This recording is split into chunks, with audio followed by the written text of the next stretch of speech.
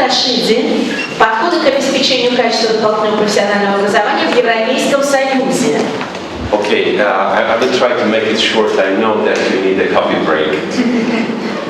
Господин Рашиди помогает провести эту презентацию поскорее, потому что он уверен, что вы все уже хотите кофе брейк.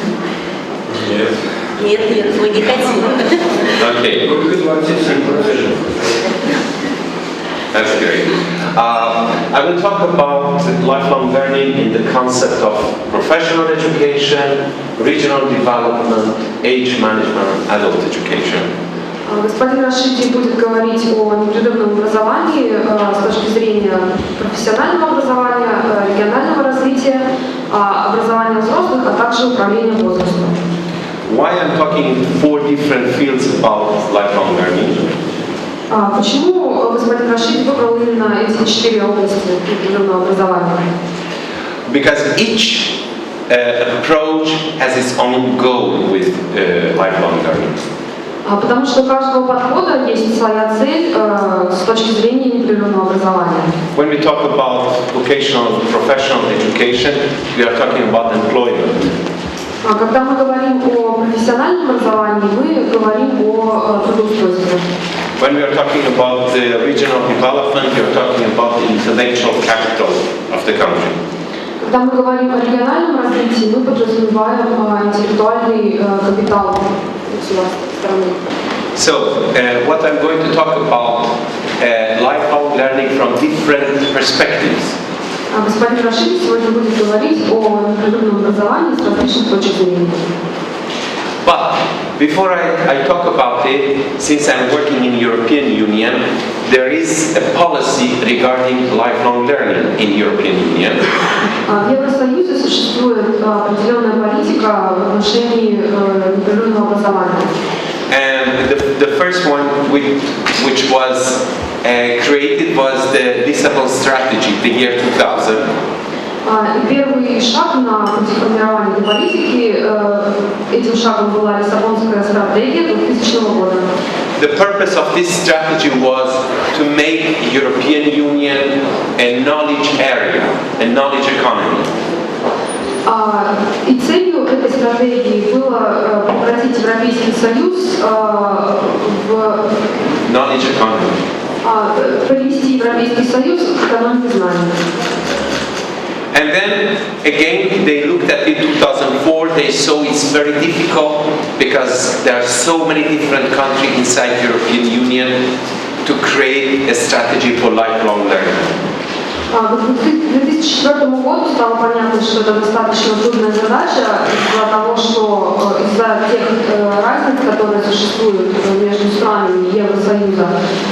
И поэтому к 2004 году было принято решение разработать модель обеспечения качества. But now, 2010, again, European Union has developed a new indicators for lifelong learning in Europe. И к 2010 году в Евросоюзе вновь были разработаны определенные показатели для непрерывного образования. And you can say that the most important aspect, which I think is some kind of a revolutionary change of mind, is this learning to learn. Господин Рашиди говорит, что обучение учиться, научение учиться, это явилось эволюционным прорывом в данном вопросе. Because it's turning around the concept of education. Так как это полностью перевернуло саму концепцию обучения, образования. Because until now we have considered education as transfer of knowledge and facts from one generation to another generation. Так как до настоящего момента под обучением понималась передача фактов и знаний от одного поколения к другому. But now they realize that the knowledge society, a society which is based on knowledge, not industrial production, needs another kind of person, another kind of learning. Но теперь стало понятно, что общество, основанное на знаниях, а не на промышленности, оно требует нового понимания обучения. So what is learning to learn? Что же значит учиться учить? It is that the person, an individual citizen, can organize its own learning. Это означает то, что гражданин может сам организовать и обеспечить свое обучение. It has a sense of time and information management. Он имеет, смысл в этом заключается в том, что человек имеет представление об управлении временем. Information and time management. Этот смысл заключается в том, что человек имеет представление об управлении информацией и временем. It has a capacity to identify available opportunities for learning. Это также о том, что человек находит возможности, определяет доступные возможности для получения образования, для обучения. And it has an ability to overcome obstacles, problems. Также речь идет о том, что человек умеет преодолевать трудности, которые встречаются на пути обучения. And it has an ability to gain, process, and produce new knowledge. А также человек умеет получать, обрабатывать и производить новые знания. And also, it can build on prior learning, can use old knowledge to produce new knowledge. Также мы можем использовать ранее полученные навыки и жизненный опыт. And can learn knowledge in one context, but apply it in another context. А также можно применять знания, полученные в одном контексте, к другому контексту, использовать их в другой ситуации. And all of this process will lead to motivation and confidence. Motivation, interest to go on and learning and learning and learning. Все эти шаги приведут нас к мотивации получать дальнейшее обучение, получать новые и новые знания. So what does it mean? Что же это значит? It means that the responsibility for learning is transferred from the teacher to the student. Это означает, что ответственность за обучение переходит с плеч учителя на плечи самого обучающегося. So the teacher loses its role as the source of knowledge. Учитель утрачивает свою роль как источника знаний. The teacher becomes a mentor to show the way to the knowledge. Учитель становится ментором, таким проводником, который указывает путь к получению знаний. 2 weeks ago, I had a 1-week training for kindergarten teachers from 6 countries in Sweden. Пару недель назад господин Рашиди проводил тренинг для преподавателей детских садов из 6 разных стран в Швеции. And it was to teach them how to use learning to learn instead of learning to the children. И задача была объяснить им, как учиться учить именно с точки зрения обучения в детском саду. And it was so difficult to change the parameters of thinking. И очень трудно было изменить параметры, привычные пути мышления. Because this is what we have learned in the educational sector, generation after generation, that we give and they take. Потому что в течение многих поколений мы привыкли к такому состоянию, когда учителя передают знания, а обучающиеся их принимают.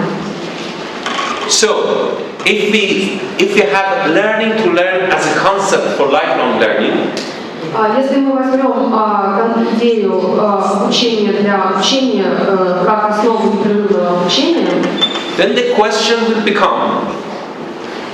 is, тогда возникнет вопрос: what kind of indicators we should use to measure lifelong learning? Какие показатели мы можем использовать для того, чтобы измерить непрерывное образование? If all the indicators they were for the old form of education, then the new lifelong learning needs new indicators. Если предыдущие показатели, они предназначались для предыдущего понимания образования, то современное новое понятие о непрерывном образовании требует новых показателей.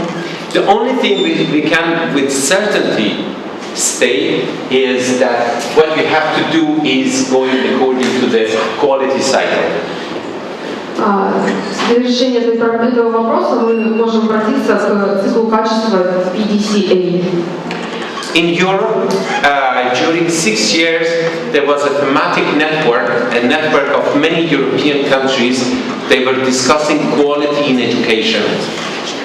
В Европейском Союзе в течение 6 лет была сформирована сеть, которая позволяла проводить обсуждение качества образования. I was a member in that group. Господин Рашиди был членом этой группы. And we were looking at 2,500 different projects in the sphere of education. Adult education, vocational education, and higher education. И этой группой было рассмотрено более 2000 различных проектов в образовательном секторе. And we were discussing what kind of indicators we should use to measure the effectiveness of education. Обсуждался вопрос, какие же показатели можно использовать для измерения эффективности образования. And we haven't yet solved the problem. И проблема была решена. No, we haven't yet solved the problem. Прошу прощения, проблема на данный момент еще не решена. I can make an example. Приведем пример. This is one of the indicator number 6 in European Union. На слайде вы видите показатель номер 6. It says that satisfaction rate of individuals and employers with acquired skills. Этот показатель звучит как рейтинг, процент удовлетворенности отдельных людей и работодателей полученными навыками и компетенциями. The question becomes, how do you measure it? Возникает вопрос, как же это было измерено, как это можно измерить? How do you measure satisfaction? Как можно измерить удовлетворенность? Okay, we can ask the students, are you satisfied with this teacher? Например, мы можем спросить у обучающихся, довольны ли они их преподавателем. So if they say no, does it mean it's not good education? Но если они скажут нет, они недовольны этим преподавателем, значит ли это, что образование плохое? Да или нет? We don't know. Because we have to measure it in a way. As one of my friends said, when I was a kid going to school, I hated my teacher. Now when I'm grown up, I realize it was the only real teacher I had.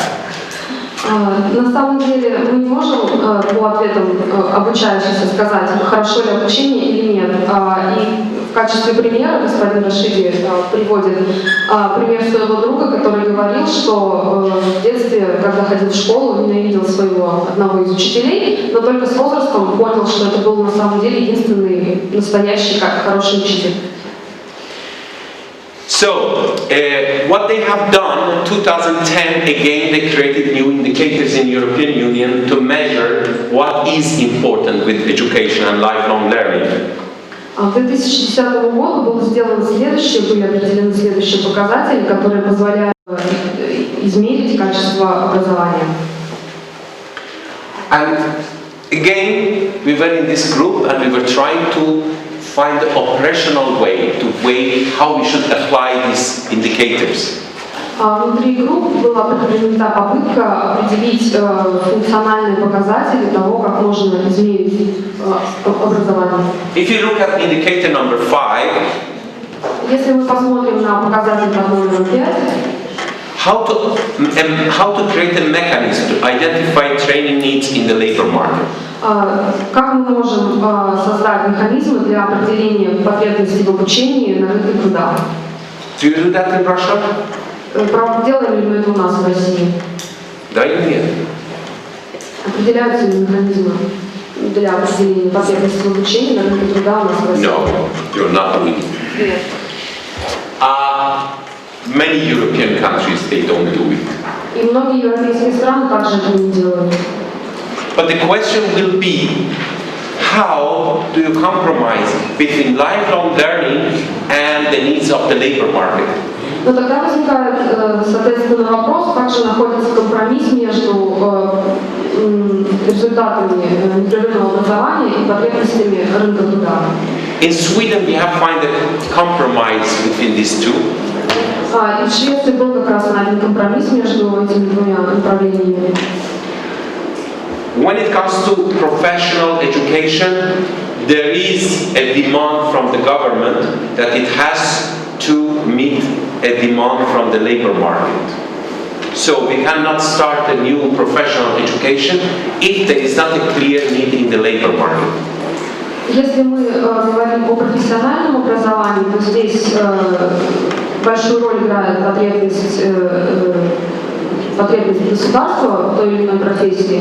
То есть если не поступает конкретного спроса со стороны государства на ту или иную профессию, на ту или иную квалификацию, то в Швеции не имеет права преподавать, обучать этой профессии. So, per definition, each program has a life of 2 years only. И перед тем, как вести эту программа еще 2 года находится в стадии разработки. And if you want to get again money for that program, you have to show that still there is a need of this profession in the labor market. Если есть желание получить деньги для реализации этой программы, необходимо доказать, привести свидетельство того, что существует реальная потребность в профессии, которая позволяет получить данную программу. So Sweden is one of the few countries which have developed this mechanism to identify training needs in the labor market. Швеция – это одна из тех стран, которой удалось разработать механизмы для определения потребностей в обучении на рынке труда. Now I have a question. Сейчас у господина Рашиди есть вопрос. Do you know what this picture is? Знаете ли вы, что это за картинка? Что на этой картине? Yeah. What is the difference between a monkey and a human being? Какова разница между обезьяной и человеком? Вы как умные. Вы знаете, да? No, they are very self-conscious. They are also very self-conscious, the monkeys. No. Anybody else? There is a very big difference between us.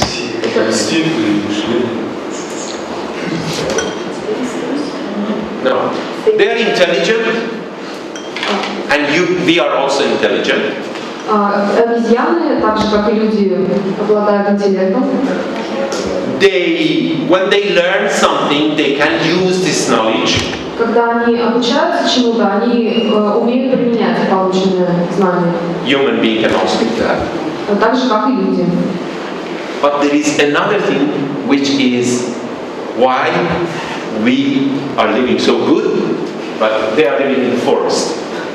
Но вопрос, несмотря на это, возникает, почему же мы живем хорошо, благополучно, а обезьяны живут в лесу? The difference is they can learn, but they can never teach. И ответ заключается в том, что обезьяны, так же как и люди, могут учиться, но они не могут учить.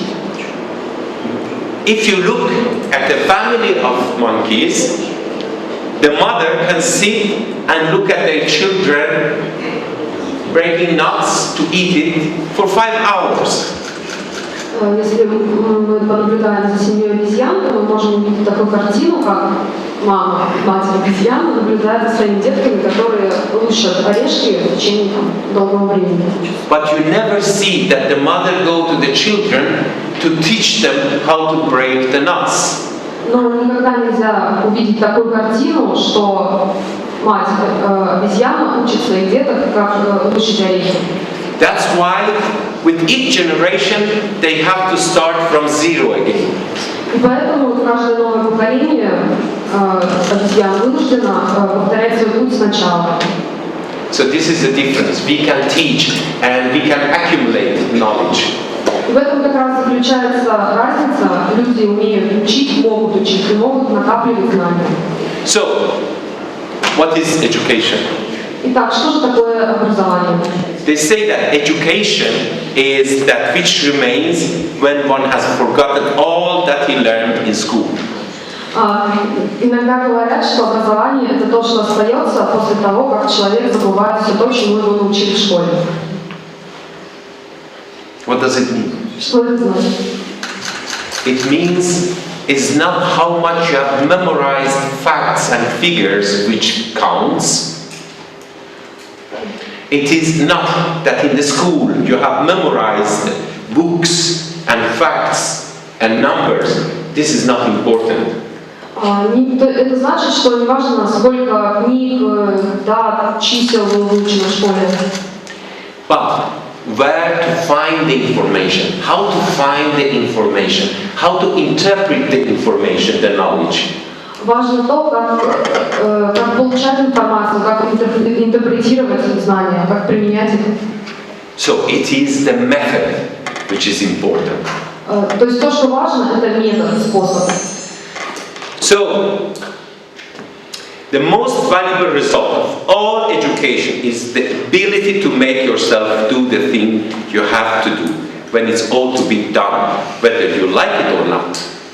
Самый ценный результат любого образования заключается в умении заставить себя делать что-то, что ты должен делать, когда необходимо это сделать, вне зависимости от того, хочется тебе или нет. This is learning to learn. Это умение учиться. So if you learn to learn, then you are always in lifelong learning. И если вы умеете учиться, значит вы всегда находитесь в процессе непрерывного образования. So in the end I will say, and this is what I really believe after 25 years of working in educational projects. И следующая надпись на слайде, она отражает ту точку зрения, в которой господин Рашиди убедился за долгие годы своей работы. So they say education is not filling a bucket. You know, bucket you put water in, yeah? It's lighting a fire. И это выражение гласит, что образование это не наполнение корзины, а разжигание огня. So we think always that we are filling the bucket, but what we should do is lighting a fire of motivation, that they can find the way to the knowledge. Мы привыкли думать, что должны, образно говоря, наполнять корзину, но на самом деле мы должны уметь разжечь огонь мотивации к дальнейшему обучению. So I think now we are in the most stimulating period of the history of education. Господин Рашиди предполагает, что сейчас мы находимся в самом интересном, таком самом значимом периоде развития обучения. Next year there will be a huge international conference. В следующем году будет проходить большая международная конференция. And a lot of people who are dealing with methodological development in education are going to get together in Sweden. В Швеции соберутся вместе большое количество людей, которые связаны с методологией обучения. And we are going to discuss how to interpret, how to use this concept of learning to learn in different kind of subjects. And I hope that each country will bring the best practices so we can share information on it and use it in the retraining of our teachers. Будет обсуждаться вопрос, каким образом интерпретировать и применять концепцию непрерывного образования. Господин Рашиди надеется, что те профессионалы, которые соберутся на этой конференции, смогут поделиться своим опытом. So we can use it in the retraining of our teachers so they become better teachers when it comes to learning to learn. И результаты этой конференции можно будет применять для переквалификации, по повышению квалификации учителей, чтобы они смогли стать еще более лучшими учителями. Thank you very much for your time. Большое спасибо за ваше внимание. Спасибо, Али. Я сейчас хотела сделать маленькое объявление и перейти уже к следующему докладчику.